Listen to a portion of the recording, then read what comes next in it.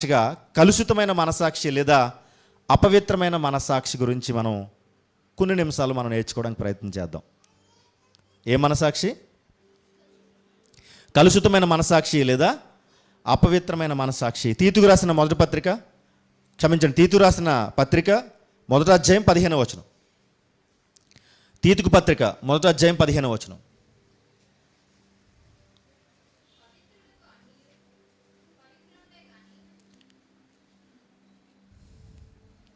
తీతుకు రాసిన పత్రిక మొదటి అధ్యాయం 15వ వచనం. బైబిల్ ఉన్న వాళ్ళందరూ ఒకసారి తీస్తారా ఈ యొక్క మాటను?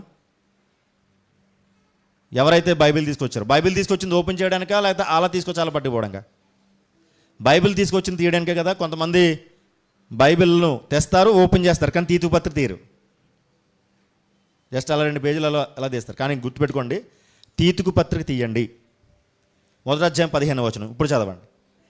పవిత్రులకు అన్నియు పవిత్రములే కానీ అపవిత్రులకును అవిశ్వాసులకును ఏదియు పవిత్రమైనది కాదు.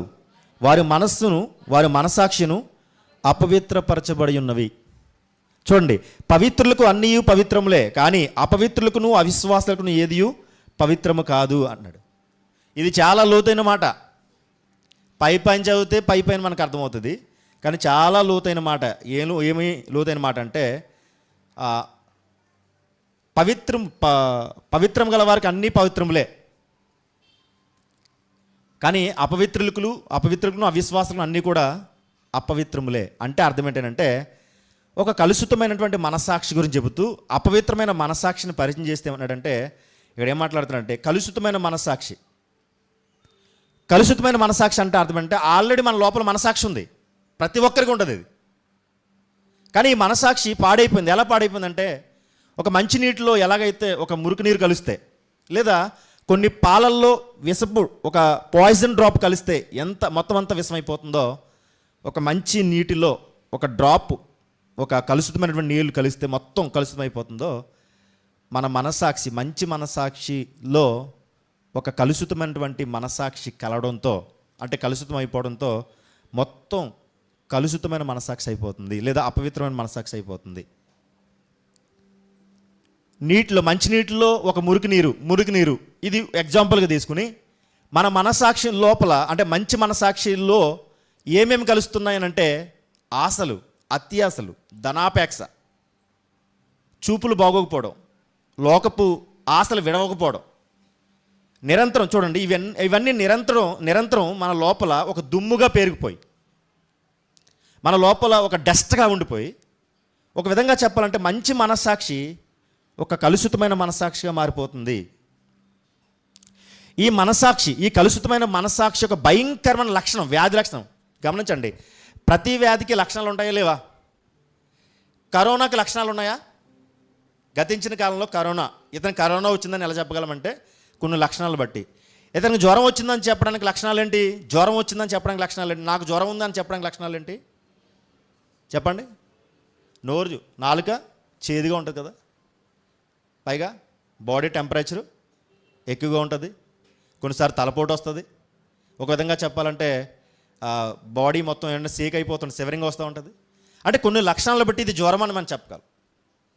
అలాగే కలుషితమైన మనస్సాక్షి గల వారికి లక్షణాలు ఏంటంటే, ఒక భయంకరమైన లక్షణం ఏంటంటే తెలుసా? ఏంటి ఆ లక్షణం అంటే, వారు చేసే తప్పులు వారే సమర్థించుకుంటారు. వారు చేసేటువంటి తప్పులను, అంటే తప్పు చేసిన ఇది తప్పు కాదు, పాపం చేసిన ఇది పాపం కాదు. మీకు విషయం తెలుసా? ఇక్కడ మనందరి మనసు కలుషితం అయిపోయిందే, మీరు ఒప్పుకోకపోయినా. ఎలా చెప్పనా, మనం ఆదివారం చర్చికి లేట్గా వస్తాం, అయినా సరే మనకు లేట్ అనిపిస్తుంది, అది తప్పు కదా. ఒక టైం మనం ఫిక్స్ చేసినప్పుడు ఆ టైంకి రాకపోతే ఖచ్చితంగా మన మనసాక్షి కలుషితం అయిపోయినట్టా లేదా? ఒప్పుకోకపోయినా, జీర్ణించుకోకపోయినా, నా మీద కోపం వచ్చినా ఇది కరెక్ట్. ఎందుకంటే మనం తప్పు చేసినా సమర్థించుకోవడం, అది తప్పు కాదనిపించడం. లంచం తీసుకోవడం నేరమా కాదా చెప్పండి? బైబిల్ ప్రకారం, అకార్డింగ్ టు ది బైబిల్ ప్రకారంగా లంచం తీసుకోవడం తప్పా కాదా? తప్పే. కానీ కొన్నిసార్లు మనం ఎలా సమర్థించుకుంటామంటే, నేను ఒక్కడే తీసుకుంటున్నానా, మా స్టాఫ్ అందరూ తీసుకోవడం లేదా, అయినా నేను ఎందుకు తీసుకున్నాను, ఇదిగో వచ్చిన 10 రూపాయల్లో 2 రూపాయలు పేదలు పెడతాను, ఇది కరెక్టే కదా అని కొన్నిసార్లు తప్పును కూడా సమర్థించుకుంటాం. చూసారా? ఇది కలుషితమైనటువంటి మనస్సు యొక్క భయంకరమైన లక్షణం ఇది. మనం చేసే తప్పులు మనకు చాలా గొప్పగా అనిపిస్తాయండి. బైబిలే చెప్తుంది మాట. మనం చేసే పాపాలు మనకు చాలా గొప్పగా అనిపిస్తాయి. గమనించాలి. ఒక మురికి నీటి ఫిల్టర్ ఉందనుకోండి, ఫిల్టర్ కెంట్ ఆర్ఓ ప్లాంట్ అనేది, కెంట్ ఆర్ఓ అనేటువంటి ఫిల్టర్ ఉంది. తర్వాత రకరకాల ఆర్ఓ ప్లాంట్స్ ఉంటాయి ఇంట్లో, స్మాల్ చిన్న చిన్నవి. మనం వేసేటువంటి నీళ్ళను శుద్ధీకరణ చేసి మంచి నీళ్ళు మనకి ఇస్తుంది. మీరు గమనించలేదో, ఫిల్టర్ మార్చుకుంటూ ఉండాలి మనం. అవునా కదా? ఎందుకు ఫిల్టర్ మార్చుకోవాలి? ఇన్ని లీటర్లు అని చెప్తారు వాళ్ళు. 5,000 లీటర్లు వస్తుంది, లేదా 10,000 లీటర్లు వస్తుంది. 10,000 లీటర్ల తర్వాత ఫిల్టర్ మార్చుకోవాలి. ఎందుకు ఫిల్టర్ మార్చుకోవాలంటే, రోజు మురికి నీటిని శుద్ధీకరణ చేసేటువంటి ఆ ప్రక్రియలో ఫిల్టర్లో డస్ట్ పడుతూ ఉంటుంది. ఆ డస్ట్ రోజు రోజుకి 5,000 లీటర్లు వచ్చేంత వరకు ఆ డస్ట్ అంతా పేరుకుపోయి ఫిల్టర్ చుట్టూ చేరి మురికిగా మారిపోతుంది. ఆ మురికితో ఆ ఫిల్టర్ పాడైపోవడం వల్ల మరలా మనం ఫిల్టర్ మార్చుకుంటాం. లోపల మనసాక్షి కూడా అంతే. లోపల మనకి డస్ట్ ఎంత పెరిగిపోతుందో తెలియదు. మన పైకి మంచి బట్టలు వేసుకుంటాం, ఒక విధంగా చెప్పాలంటే పెర్ఫ్యూమ్ కూడా వేస్తాం, అంతే అంతే కదా, స్మెల్ రాకుండా. కానీ లోపల ఎంత డస్ట్ ఉందో అంటే భయంకరమైన డస్ట్ ఇది. ఆ భయంకరమైన డస్ట్ గురించి మాట్లాడుతూ అంటాడు ఆయన. అంటున్నారు చూడండి, ఒక వ్యక్తి ఒక నల్లటి అద్దాలు, బ్లాక్ స్పెట్స్ పెట్టుకున్నారు అనుకోండి. మీరు ఎప్పుడైనా చూసే ఉంటారు, మీరు బైక్ మీద వెళ్తున్నప్పుడు బ్లాక్ స్పెట్స్ పెట్టుకున్నప్పుడు మనకి ఎలా కనపడుతుంది? మొత్తం అంతా బ్లాక్గానే, అంటే నీడగా కనిపిస్తుంది కదా. ఒకవేళ ఎల్లో స్పెట్స్ పెట్టుకున్నారనుకోండి, ఎల్లో కనిపిస్తుంది. గమనించాలి. మన మనస్సాక్షి మనం పాడైపోతే, కలుషితమైన మనస్సాక్షితో మనం ఉంటే మనకేమనిపిస్తుంది అంటే, నేను చేసిందే కరెక్టు, ఇదే ఇలాగే లోకం ఉంది అన్నట్టుగా మన తప్పులు మనం ఏం చేస్తామంటే సరిపెట్టుకుంటూ, సరిదిద్దుకుంటూ, లేదా సమర్థించుకుంటూ మనం ముందు సాగిపోతాం. ఈ కలుషితమైనటువంటి మనస్సాక్షి లేదా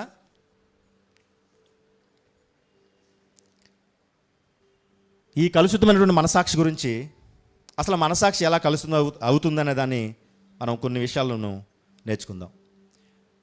ఒక మనిషి రక్షణ పొందిన తర్వాత అతని మనస్సాక్షి ఎలా అపవిత్రంగా మారుతుందో ఒక 4 పాయింట్లు చెప్తాను మీకు, బాగా అర్థం కావడం కోసం. మొట్టమొదటి ఏంటంటే, మీరు ఎప్పుడైనా పిల్లలు లాలించేటువంటి పద్ధతి చేశారా? ఒకవేళ ఆల్రెడీ వివాహం అయిన వారు ఉంటే ఖచ్చితంగా మీరు మీ పిల్లల్ని ఎత్తుకుంటారు. పిల్లల్ని ఎత్తుకుని ఏం చేస్తారంటే లాలిస్తారు. లాలించేటువంటి పదం మనకు ఉంటుంది కదా, ఎన్నో పాటలు కూడా రాశారు. లాలించడం అంటే ఏడుస్తున్న పిల్లలు లాలించినప్పుడు చక్కగా మన ఒడిలో నిద్రపోతారు. లాలించడం, లాలిస్తాం, ఎలా తిప్పుతాం అలా తిప్పుతాం, చక్కగా వారి భుజాల మీద వేసుకుని లాలించినప్పుడు చక్కగా వారు నిద్రపోతారు. లాలించడం.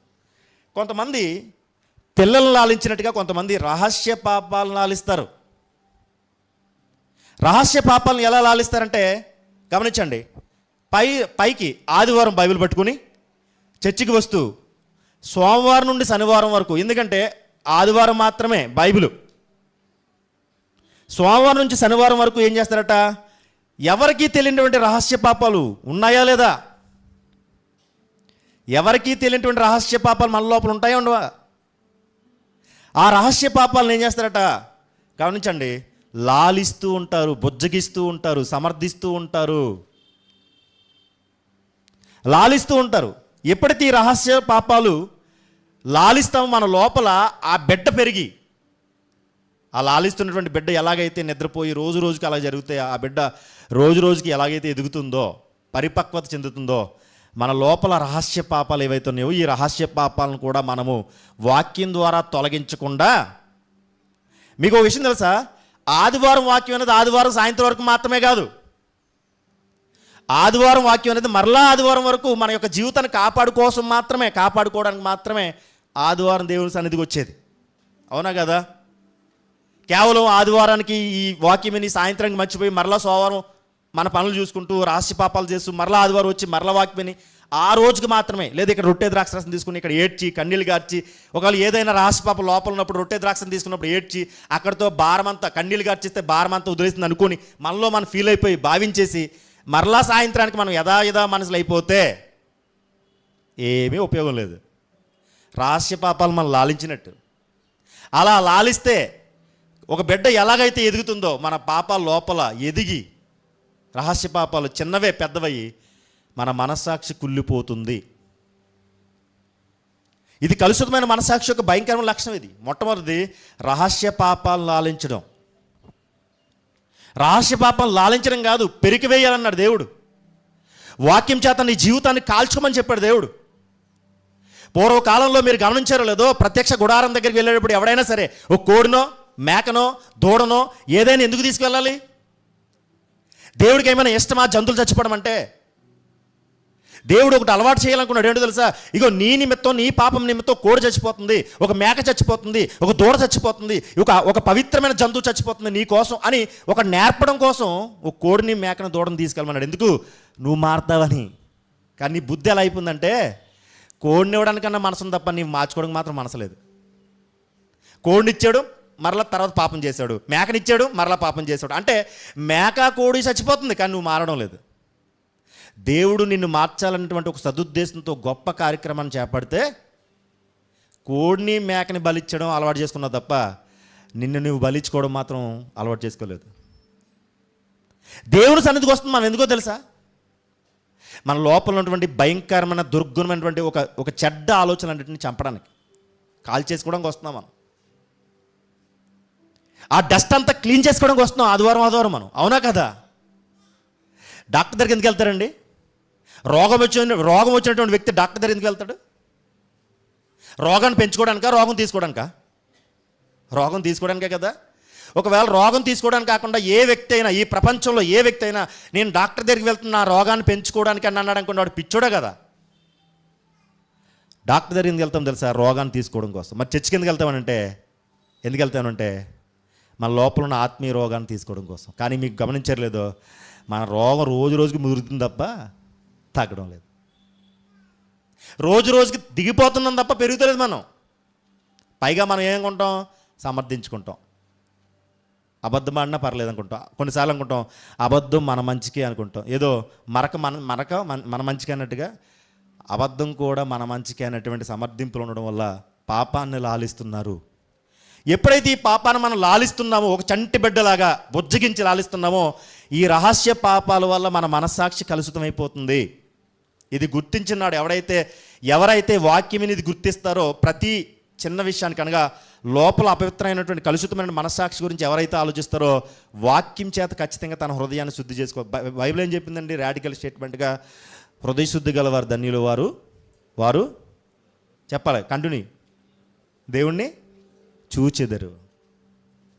హృదయ శుద్ధి గల వారు ధన్యులు, వారు దేవుణ్ణి చూచెదరు. దేవుణ్ణి చూచేటువంటి భాగ్యం ఉందా? దేవుణ్ణి మనం చూడగలం. ఎప్పుడు మనం దేవుణ్ణి చూడగలము? మోషే దేవుణ్ణి ముఖాముఖిగా చూశాడట. దేవుణ్ణి చూసేటువంటి భాగ్యం మనకి ఎలా వస్తుందంటే తెలుసా? ప్రార్థన చేస్తే వచ్చేది. గమనించండి, మనస్సాక్షి అనేది, హృదయ శుద్ధి గలవారు దేవుణ్ణి చూచెదరు. ఈ కలుషితమైన మనస్సాక్షి వల్ల మొట్టమొదటిగా రహస్య పాపాలు లాలించడం వల్ల మనసు కలుషితం అయిపోతుంది. రెండో విషయం ఏంటంటే లోక స్నేహం, చెడు సహవాసాలు. గమనించండి, లోక స్నేహం. ఎలాంటి లోక స్నేహాలు అంటే, ఈ మధ్యకాలంలో లోక స్నేహాలు ఎక్కువైపోయి దేవునితో స్నేహం కట్ అయిపోయింది మనకి. బైబిల్లో చెప్తూనే వస్తున్నాడు దేవుడు, లోక స్నేహం దేవునితో వైరమని మీరు ఎరుగురా అన్నాడంటే, గమనించండి, లోక స్నేహాలు, చెడు సహవాసాలు ఎక్కువైనాయి కదా? ఎక్కువైనాయి. ఆదివారం వచ్చింది. ఆదివారం అంటే ఎక్కడ ఉండాలి? ఆదివారం అయితే ఖచ్చితంగా దేవుని సన్నిధిలోనే ఉండాలి. ఇది ఫిక్సింగ్ మనకి. కానీ ఆదివారం మన స్నేహితులు అంటారు, ఈ ఆదివారం మానేరా, ఎప్పుడు నువ్వు వెళ్ళేదే కదా, ఒక వారం మానేస్తే నీకేమవుతుందని ఎవరైనా మనకు చెప్పచ్చు. చెప్పినప్పుడు వెంటనే మనం విన్నాం అనుకోండి, అది మంచి సహవాసమా, చెడు సహవాసమా? చెడు సహవాసాలు ఏమైపోతాయట? మనసుని కలుషితం చేసేస్తాయి. ఈ చెడు సహవాసాల వల్ల మంచిగా ఉన్నటువంటి మనసాక్షి కలుషితం అయిపోయి చేయకూడని పని కూడా చేస్తాం మనం. చేయకూడని పని, లంచాలు తీసుకోవడం, అబద్ధాలు చెప్పడం. గమనించండి, చాలామంది లోకంతో రాజీ పడిపోవడం, స్నేహితులతో రాజీ పడిపోవడం, చేస్తే తప్పేముందో దేవుడి దగ్గర క్షమాపణ అడిగేద్దాంలే అనేటువంటి సమర్థించుకోవడం భయంకరమైనటువంటి స్థితిలోకి తీసుకెళ్ళిపోతుంది. ఇది గుర్తించలేకపోతే, ఈ మైనర్ థింగ్ అంటుంది, మైనర్ ఇది సూక్ష్మంగా మనం పరిశీలించాలి. ఇలాంటి వాటిని దేవుడు మనల్ని ఎంత చక్కగా ఆయన పరీక్షించమన్నాడంటే, సూక్ష్మంగా పరిశీలించాలి. ఒక సూదిలో దారం పెట్టేటప్పుడు సాధారణంగా ఇక్కడ ఉన్న వాళ్ళందరికీ కూడా సూదిలో దారం పెట్టేటప్పుడు అంత త్వరగా పెట్టలేరు. సూదిలో దారం పెట్టాలంటే ఒక విధంగా చెప్పాలంటే ఒళ్ళు దగ్గర పెట్టాలి అనేటువంటి విధానం కనిపిస్తూ ఉంటుంది. అందుకే మనం 2 కళ్ళు పెద్ద చేసి సూదిని దగ్గరగా పెట్టుకుని దారం దగ్గరగా పెట్టుకుని జాగ్రత్తగా పెడతాము. ఒక్కొక్కసారి కొంతమంది ఫస్ట్ అటెంప్ట్లోనే సక్సెస్ అవుతారు, కొంతమందికి 10 సార్లు పెట్టలేరు. అప్పుడు వాళ్ళు భూతద్దాలు తీసుకొచ్చి అంటే కళ్ళజోడు పెట్టుకుని ఆ కళ్ళజోడులో సూది పెద్దగా కనిపిస్తుంది కనుక దారం పెద్దది కనిపిస్తుంది కనుక వెంటనే పెడతారు. సూక్ష్మంగా చూస్తారు. బైబిల్లో అద్దం లాంటిది. ఈ బైబిల్లో ఉన్నటువంటి మాటలు మనం సూక్ష్మంగా పరిశీలించాలి. ఒక సూదిలో దారం ఎక్కించేటప్పుడు ఒళ్ళు దగ్గర బట్టి ఎలాగైతే ఎక్కిస్తామో దేవుని మాటలు కూడా మనం అటెన్షన్లో ఉండాలి. దేవుడు మాట్లాడుతున్నప్పుడు, దేవా నువ్వు నాతో ఏం మాట్లాడతావో, నా జీవితాన్ని పవిత్రమైనటువంటి మనసాక్షిగా నేను ఉంచుకోవాలనుకుంటున్నానని చాలా జాగ్రత్తగా సూక్ష్మంగా మనము దేవుని మాటలు వినాలి, చూడాలి. లోక స్నేహాలు ఎక్కువైపోవడం వల్ల, చెడు సహవాసాలు ఎక్కువైపోవడం వల్ల మన మనసాక్షి కలుషితమైపోతుంది. చెడు సహవాసాలు ఎక్కువైపోవడం. 3వ విషయం కపట భక్తి లేదా నటన భక్తి, హిపోక్రసీ అంటారు దీన్ని. కపట భక్తి. మన భక్తి పరిసయ్యుల లాంటి భక్తి. ఎలాంటి భక్తి? మత్తయి సువార్త 23వ అధ్యాయం 27వ వచనం చూడండి. మత్తయి సువార్త 23వ అధ్యాయం 27వ వచనం.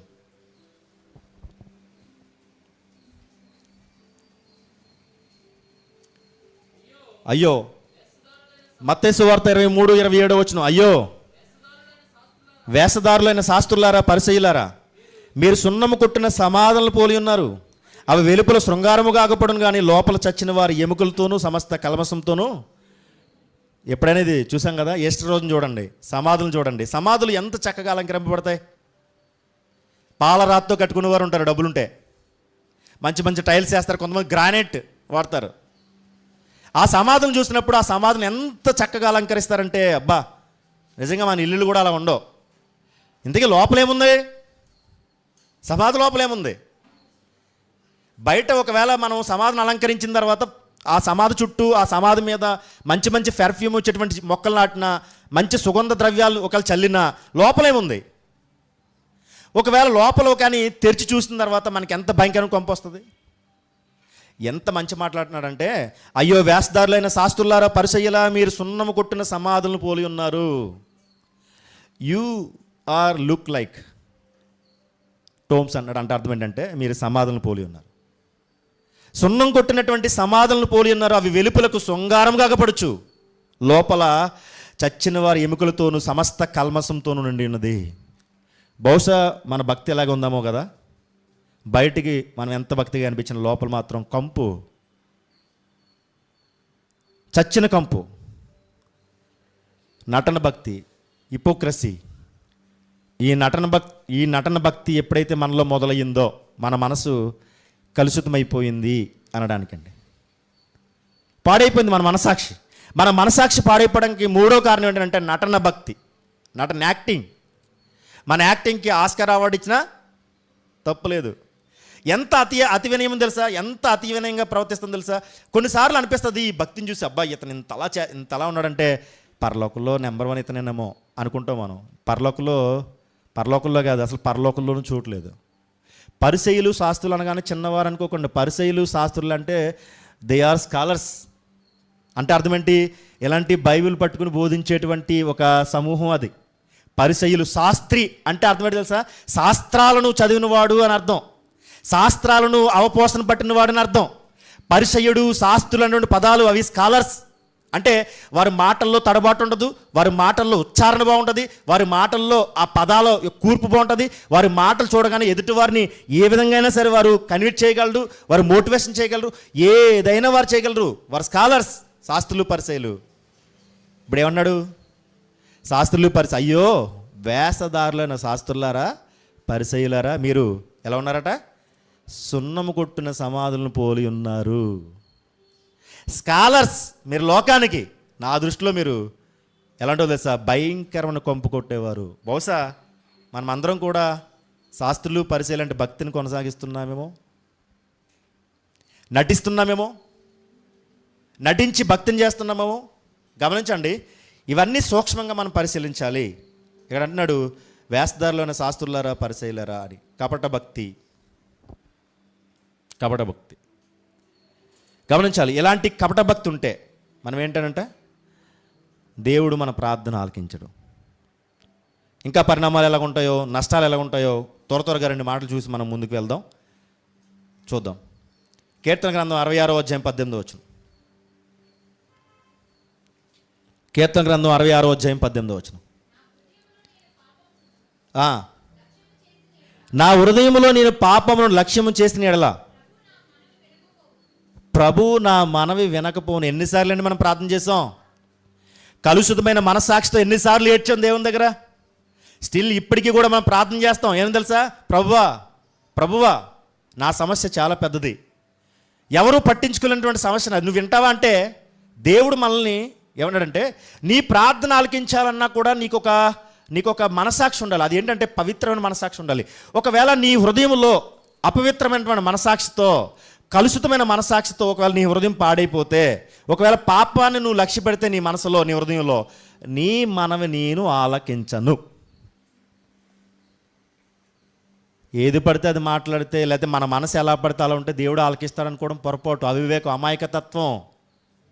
మనకంత అమాయకులు మరొకరు ఉండరు ఎవరిని మోసం చేద్దామని. నీ పక్కన నువ్వు మోసం చేస్తామో, నీ నాయకుడు నువ్వు మోసం చేస్తామో, లేదా నువ్వెవరినైనా సరే నీకు నమ్మిన వారు నువ్వు మోసం చేయగలమో. దేవుణ్ణి మోసం చేసేటువంటి వాడు ఎవడో ఉండడు. నీ చక్కని పదాలతో, పెదవులతో ప్రార్థన చేస్తే పక్కోడు పడిపోతాడేమో నీ ప్రార్థనకి. దేవుడు నీ నటన భక్తి చూసి, నీ హృదయంలో పాపంతో ఉండి ప్రార్థన చేసి దేవుడు ఆలకిస్తారా? అస్సలు ఆలకించి నీ మనవుని ఆలకించడానికి చెప్తున్నాడు దేవుడు. నీ మనవ ఆలకించాలంటే నీ మనసాక్షి ముందు పవిత్రంగా ఉండాలి.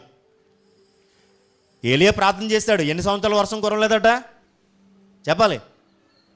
ఎన్ని సంవత్సరాల వర్షం ఆగిపోయింది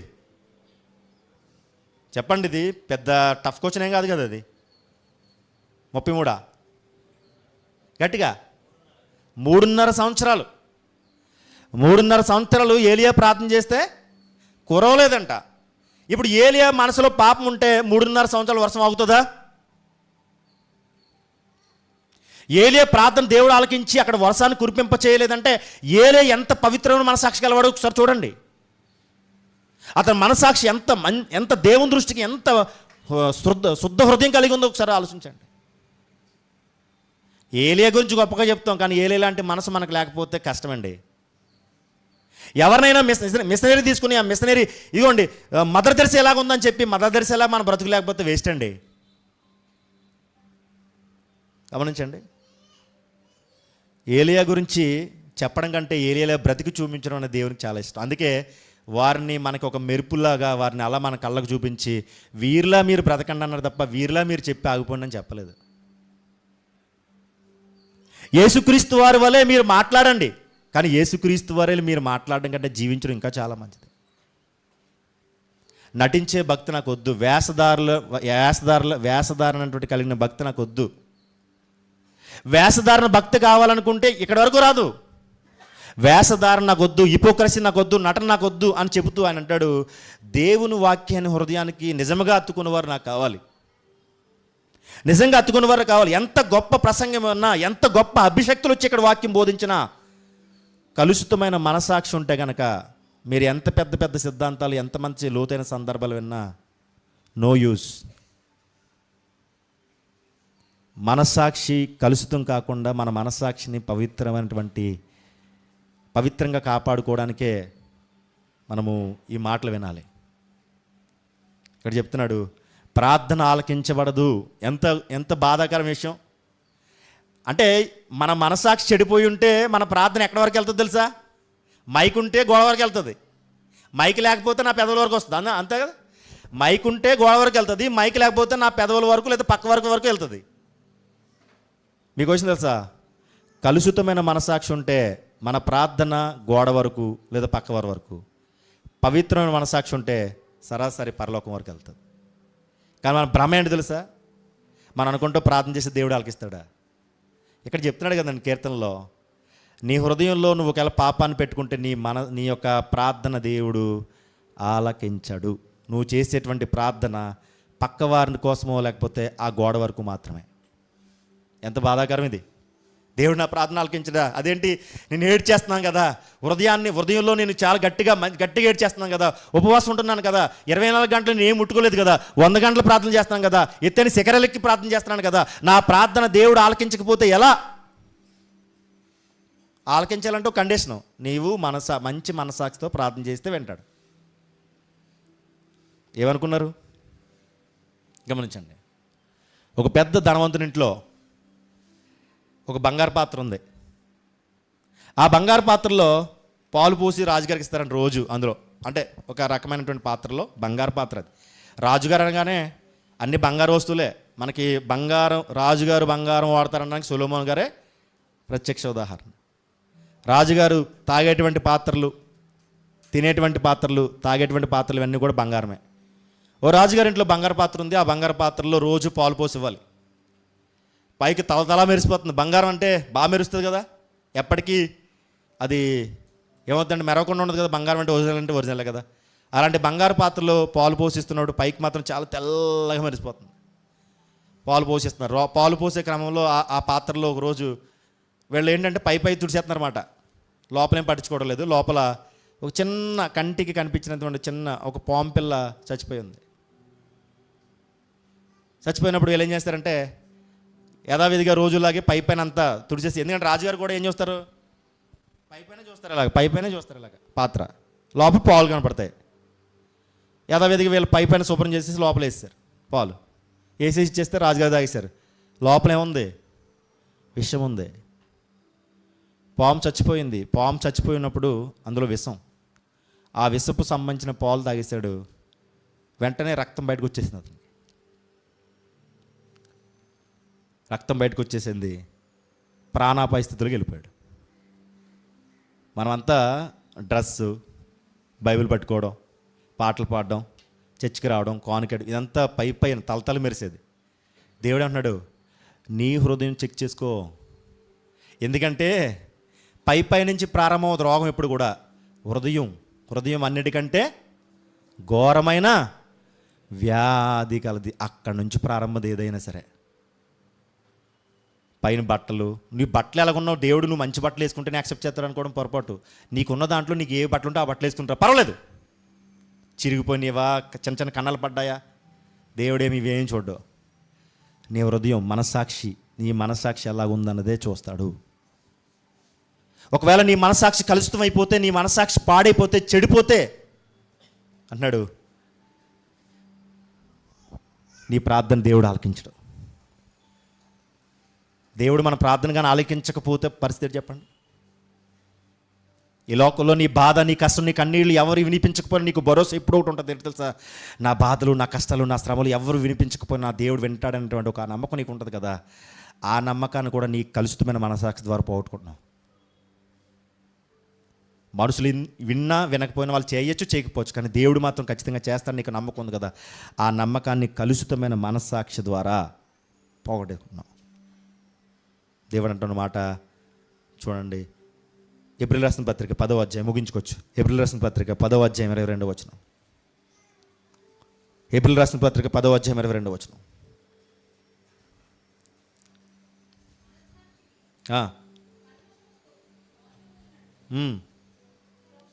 మనసాక్షి కల్మషము తోచుకుంటున్నట్లు ప్రోక్షింపబడిన హృదయములు గలవారమును, నిర్మలమైన ఉదకముతో స్నానము చేసిన శరీరములు గలవారమై నుండి విశ్వాస విషయములో సంపూర్ణ నిశ్చయత కలిగి యథార్థమైన యథార్థ హృదయంతో మనము దేవుని సన్నిధానమునకు చేరుదుము. చూడండి పదాలు ఎంత బాగుంటాయి ఇక్కడ. మనస్సాక్షికి కల్మషము తోచకుండునట్లు ప్రోక్షింపబడిన హృదయములు గలవారమును, అంటే మన మనసాక్షి కల్మషము అంటే మన మనసాక్షి చెడిపోకుండా, కలుషితం అవ్వకుండా మనం ఎలా ఉండాలి? ప్రోక్షింపబడిన హృదయములు గలవారమును, నిర్మలమైన ఉదకముతో స్నానము చేసిన శరీరములు గలవారమునై ఉండి. స్నానం చేయకపోతే మనం ఎలా ఉంటామంటే ఒక రకంగా ఉంటాం. స్నానం చేస్తే ఎంత ఫ్రీగా ఉంటుంది కదా. స్నానం చేసినప్పుడు ఆ సంతోషం వేరు, స్నానం చేయకపోతే ఆ బాధ వేరు.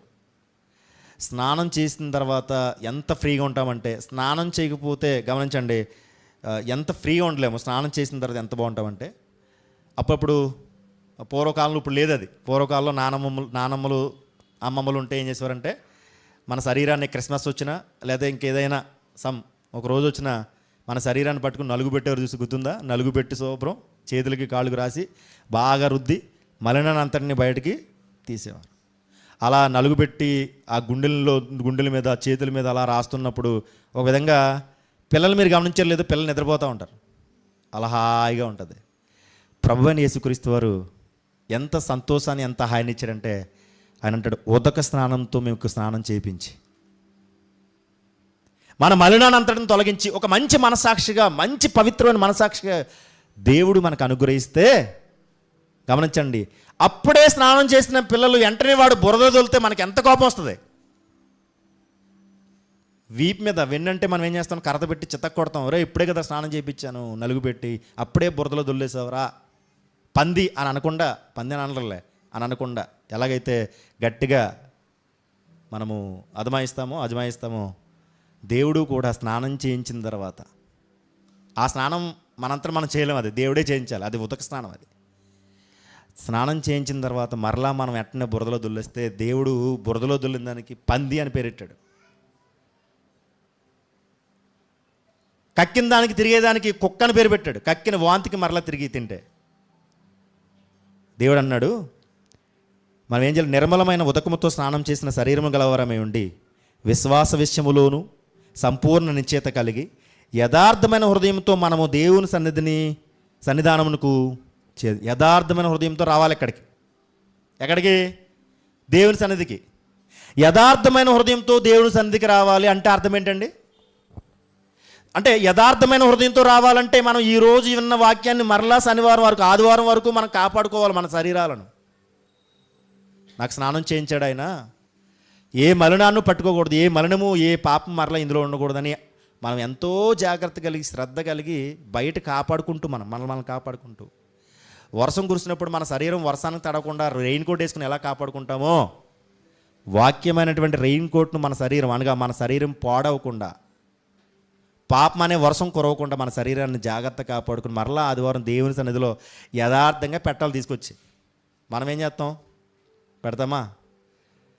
రిపేర్ ఈ వారం రిపేర్ చేస్తే మళ్ళీ రిపేర్లు అన్నిసార్లు జరగవు. కొన్నిసార్లు రిపేర్ తర్వాత సెటికెళ్ళిపోతాయి, డిస్మాండిల్ చేసేస్తారు. ఇక ఏ పోటలు ఆ పోటలు తీసేస్తారు. దేవుడు కూడా మన పోటలు తీసేస్తాడు ఒకరోజు, ఎందుకంటే రిపేర్ చేయలేడు. ఇక గమనించండి. ఇంకా చివరిగా ఒక మాట చూసి హెబ్రీయులకు రాసిన పత్రిక 9వ అధ్యాయం 14వ వచనంలో, నిత్యుడగు ఆత్మ ద్వారా తను దేవునికి నిర్దోషునిగాను అర్పించుకున్న క్రీస్తు యొక్క రక్తము నిర్జీవ క్రియలను విడిచి జీవం గల దేవుని సేవించుటకు మీ మనసాక్షిని ఎంతో ఎక్కువగా శుద్ధి చెయ్యును. మన మనసాక్షిని చూడండి, దేవుని సేవించుటకు మీ మనసాక్షిని ఎంతో ఎక్కువగా శుద్ధి చెయ్యును. గమనించాలి, నిత్యుడగు ఆత్మ ద్వారా తను దేవునికి నిర్దోషంగా అర్పించుకున్న క్రీస్తు యొక్క రక్తము నిర్జీవ క్రియలను విడిచి జీవం గల దేవుని సేవించుటకు. నిర్జీవ క్రియలు అంటే జీవము లేని క్రియలు, పనికిరాని క్రియలు, పనికిరాని పనులు, అంటే వేస్ట్ వర్క్. ఒక విధంగా చెప్పాలంటే వ్యర్థమైన పనులు, వ్యర్థమైన క్రియలు. లోకములో మనం చేసేటువంటి కొన్ని భయంకరమైన క్రియలు, అవి నిర్జీవ క్రియలు. ఆ క్రియలను విడిచి మనం ఏం చేయాలట? దేవుని సేవించుటకు మనస్సాక్షిని ఎంతో ఎక్కువగా శుద్ధి చేయాలి. ఏమనుకున్నారు మనస్సాక్షి గురించి? ఇప్పటికే మన మనస్సాక్షి కలుషితం అయిపోయింది. ఒక విధంగా చెప్పాలంటే విషాన్ని పట్టుకుని బతుకుతున్నాం మనం. ఎందుకే మన మాటలు వదిలినా విషమే, మనం మాట్లాడితే విషమే, పక్కడు కాలిపోతాడు. మన మాటలు ఎంత భయంకరంగా ఉంటాయి, ఎంత వేడిగా ఉంటాయంటే టెంపరేచరు ఒక విధంగా చెప్పాలంటే 1000 డిగ్రీల సెల్సియస్ మన మాట, అంత వేడిగా ఉంటుంది మన మాట. ఆ మాటకి ఎదుటివాడు ఇల్లే కాదు, ఆడు ఒళ్ళు కూడా కాలిపోతుంది, అంత భయంకరంగా ఉంటాయి మన మాటలు. ఒక విధంగా చెప్పాలంటే మన మనస్సాక్షి కలుషితం అయిపోయింది, పాడైపోయింది, కుళ్ళిపోయింది. కుళ్ళిన మనస్సాక్షిని బాగు చేయడానికి మరొక అవకాశం దేవుని సన్నిధి. ఈ దేవుని సన్నిధికి వచ్చి బాగు చేసుకోవాలి మన మనస్సాక్షిని. కలుషితమైనటువంటి మన మనస్సాక్షి, గమనించండి, పవిత్రమైన మనస్సాక్షిగా మార్చుకోవడానికి ఇది సరైనటువంటి దేవుని వేదిక, ఆయన సన్నిధానము. ఈ సన్నిధానంలో మనం యథార్థంగా రావాలి. మొట్టమొదట మనస్సాక్షి ఏంటి చెప్పాలి? చెప్పండి. ఇటు ఇస్తాడు, అసలు మాట్లాడడం లేదు వాళ్ళు. మనస్సాక్షి ఉంటే చెప్పండి. మీకు మనస్సాక్షి ఉందా? మనస్సాక్షి ఉంటే, అయ్యా మేము మిమ్మల్ని చేతులెత్తి వేడుకుంటున్నాను, మనస్సాక్షి ఉంటే గత వారం కంటే అంత ముందు వారం చెప్పాను ఒక చెప్పగలరా గట్టిగా? మీరు చెప్పండి. బలహీనమైన మనస్సాక్షి. ఈ వారం ఏం చెప్పాను? కలుషితమైన మనస్సాక్షి. వచ్చే వారం ఏం చెప్తాను తెలియదు. ఇంకా మనసాక్షి గురించి తెలుసుకోవాలి. కాన్సెన్స్. బలహీనమైన మనసాక్షి, కలుషితమైన మనసాక్షి. ఎప్పుడైతే మన మనసాక్షి కలుషితమైపోతుందో, బలహీనమైపోతుందో, మనము మన ప్రార్థన దేవుడు ఆలకించడు. దేవుడు మన ప్రార్థన ఆలకించాలన్నా, మన ప్రార్థన ఆలకించి ఏది చేయాలన్నా గమనించండి, మంచి మనసాక్షి గలవారై ఉండాలి, యథార్థమైన మనసాక్షి గలవారై ఉండాలి, పవిత్రమైన మనసాక్షి గలవారై ఉండాలి. అలా పవిత్రంగా ఉండడానికి దేవుని మాటలు మనకు చాలా చాలా అవసరం. అందుకే నేను ప్రతి మాటను నేర్చుకుంటాను, నేను ప్రతి మాటను వింటాను. ప్రతి మాట నాకు ఒక ఔషధం, ప్రతి మాట నాకు నా ఆత్మీయ జీవితానికి, నా డెవలప్మెంట్కి కారణం. ప్రతి మాట నాకు ఒక ప్రోటీన్ లాంటిది, ఒక మినరల్ లాంటిది. ఆ మాటను తీసుకుని నేను ఎదుగుతాను అనుకున్నవారు కళ్ళు మూసుకోండి. చిన్న ప్రార్థన చేసిన తర్వాత తమ్ముడు ద్వారా కొన్ని విషయాలు అందాం. ప్రార్థన. పరిశుద్ధ ప్రేమ కలిగిన మా ప్రియ పరలోక తండ్రి, మంచి మనసాక్షి లేకపోతే మా మాట మీ వరకు చేరదు. అపవిత్రమైన మనసాక్షితో నేను ఎంత బోధించినా లేదా నేను ఎంత మాటలు విన్నా దేవా, అవి నీ వరకు ఆ సంఘానికి ఫలింపు కూడా కాదు, సంఘం కూడా అభివృద్ధిలోకి వెళ్ళదు. దేవా, ఒక మంచి మనస్సాక్షి కలిగిన వారమే నీ సన్నిధిలో ఉండాలి. నేను ప్రార్థన చేస్తే ఆ ప్రార్థన వినాలన్నా దేవా, నా యొక్క మనస్సాక్షి పవిత్రంగా ఉండాలి. నా హృదయాల్లో పాపాన్ని లక్ష్యపెట్టి, నా హృదయంలో ఒకవేళ పాపంతో నేను ఉంటే నా ప్రార్థన నీ సన్నిధి కూడా చేరదు నాయన. ఒకవేళ బహుశా మా ప్రార్థనలు మీరు వినకపోవడం గల కారణం ఇప్పటివరకు మా మనస్సాక్షి పాడైపోయి ఉందాము. మా మనస్సాక్షి ప్రభు ఈ లోకపు ఆశలతో, ఈ లోకపు కోరికలతో, ఈ లోకాన్ని ఈ లోకంలో ఏదో అనుభవించేద్దామనే ఆలోచనతో మా మనస్సాక్షి మేము పాడు చేసుకుంటే దేవ, మీ మాటల చేత మమ్మల్ని హెచ్చరించండి. మీ మాటలు దేవ మా జీవితాన్ని కాల్చాలి. మా మనస్సాక్షిని ప్రభు మంచి మనస్సాక్షిగా మార్చాలి. మా మనస్సాక్షి ఒకవేళ దేవ చెడిపోయిన మనస్సాక్షి గలవారమై, ఒకవేళ దేవ మా మనస్సాక్షిలో తండ్రి చెడు ఉండి కూడా మేము పైకి నటిస్తే, కపట భక్తి చేస్తే, ఆ భక్తి వల్ల ప్రభువా నాయన మాకు మేమే మోసం చేసుకుంటూ ఉన్నాం. ఎదుటివారికి ఏమాత్రం ఉపయోగం లేదు తండ్రి. మేము ప్రతి విషయాన్ని సూక్ష్మంగా ఆలోచించి సోమవారం నుంచి శనివారం వరకు ప్రభువా మేము లోకపు ఆదినిలో ఉంటాం. ఈ ఆదివారం మాత్రమే మీ సన్నిధిలో ఉంటాం. ఆ మిగతా 6 రోజులు ప్రభు మా యొక్క దేహాన్ని, మా యొక్క పవిత్రమైనటువంటి మనస్సాక్షిని కాపాడుకోవడానికి మీ వాక్యమైనటువంటి ఈ యొక్క రక్షణ కలిగినటువంటి లేదా మీ వాక్యమైనటువంటి ప్రొడక్షన్తో మా జీవితాలను కాపాడుకోవడానికి మీ కృపను అనుగ్రహించమని దేవా, మా పెదవుల ద్వారా వచ్చే మాటలు మీకు అవసరం లేదు నాయన. మా హృదయంలో ఏదైతే ఉందో దాన్నే మీరు బాగా చూస్తారు కనుక మా హృదయాన్ని శుద్ధి చేసుకోవడానికి దేవా ఈ మాటలు మా వినికిళ్ళలో ఫలింపజేయమని వేడుకుంటూ ప్రాధేయపడుతూ వచ్చిన వారందరిని బట్టి, వారి జీవితాలను బట్టి, వారి యొక్క మనస్సాక్షిని తండ్రి పవిత్రపరిచి పవిత్రతలు అడుగులు వేయడానికి మీ పిల్లలందరికీ మీ కృప దయచేయమని ఈ ప్రార్థన ప్రియకుమారుడు మా రక్షణ యేసుక్రీస్తు ఉన్నతమైన నామమున ఈ ప్రార్థన సమర్పిస్తున్నాము తండ్రి. ఆమేన్.